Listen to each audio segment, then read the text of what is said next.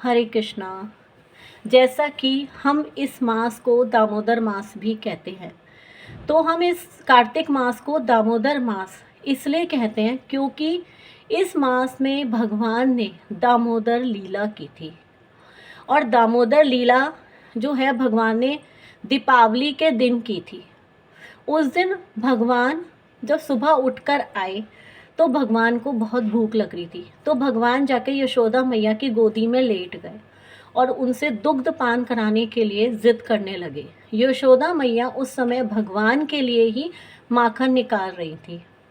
तो जब यशोदा मैया भगवान को दुग्ध पान करा रही थी तो तभी यशोदा मैया को ध्यान आया कि वहाँ चूल्हे पर तो दूध रखा है और वो दूध उफन उफन के बाहर आ रहा था, यानी कि दूध उफना के बाहर निकलने वाला था।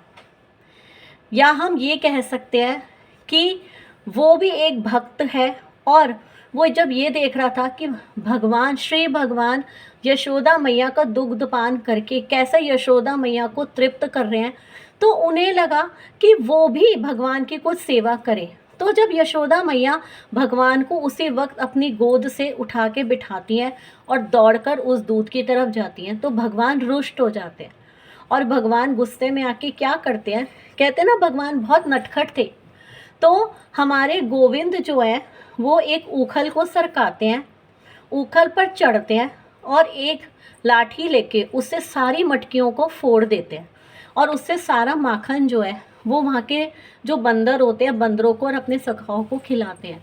कहते हैं ये वो बंदर थे जिन्होंने त्रेता युग में भगवान का वानर सेना के रूप में भगवान की सहायता की थी लंका तक जाने में। तो भगवान ने उन सभी बंदरों को वो माखन खिलाया। जब यशोदा मैया देखती हैं कि भगवान ने ये लीला कर दी, भगवान ने सारी मटकियाँ फोड़ दी, तो यशोदा मैया को बहुत क्रोध आता है और यशोदा मैया भगवान के पीछे पीछे भागती हैं। भगवान आगे आगे, यशोदा मैया पीछे पीछे। आप सोचिए वो कितनी सुंदर लीला होगी कि 80 वर्ष की यशोदा मैया श्री भगवान के पीछे पीछे पीछे पीछे भाग रही हैं। भगवान आगे आगे, यशोदा मैया पीछे पीछे। यशोदा मैया पूरी पसीने में लथपथ हो जाती हैं। यशोदा मैया की जो यहाँ पर वेणु है उसमें से यशोदा मैया के जो पुष्प हैं, गजरे हैं, वो एक एक करके नीचे गिरने लगता है और यशोदा मैया बहुत बुरी तरह से थक जाती है। जब भगवान देखते हैं, श्री भगवान देखते हैं कि मेरी मैया बहुत थक गई, तब भगवान अपना पूर्ण समर्पण कर देते हैं यशोदा मैया के सम्मुख। यानी कि इससे यह पता चलता है कि भगवान अपने भक्त का प्रयास देखते हैं। जब भगवान देखते हैं कि मेरे भक्त का प्रयास फुल 100% है, तो भगवान अपने भक्त के अधीन हो जाते हैं। उसके बाद यशोदा मैया भगवान को ले जाके एक ऊखल से बांधती है।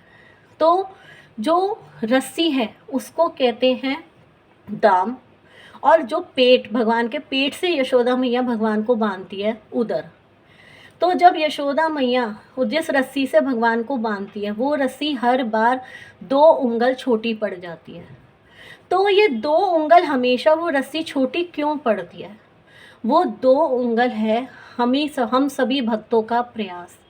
जैसे कहते हैं ना, हम पूरे जीवन हम भक्ति करते हैं, लेकिन हम कहते हैं इतनी भक्ति कर रहे हैं, कुछ मिलता तो है नहीं, दुख ही दुख मिलते हैं और हम अंत में अपनी भक्ति को छोड़ देते हैं।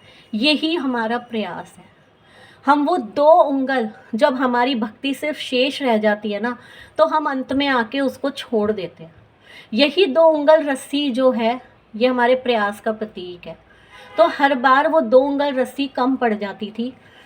तो कहते हैं जब राधा रानी आती हैं और जब वो देती हैं तब उस रस्सी से भगवान बनते हैं। कहते हैं ना, भगवान प्रेम के वश में बनते हैं। तो इसलिए इस लीला को दामोदर लीला कहा जाता है और इसलिए इस मास को दामोदर मास भी कहा जाता है। हरे कृष्णा।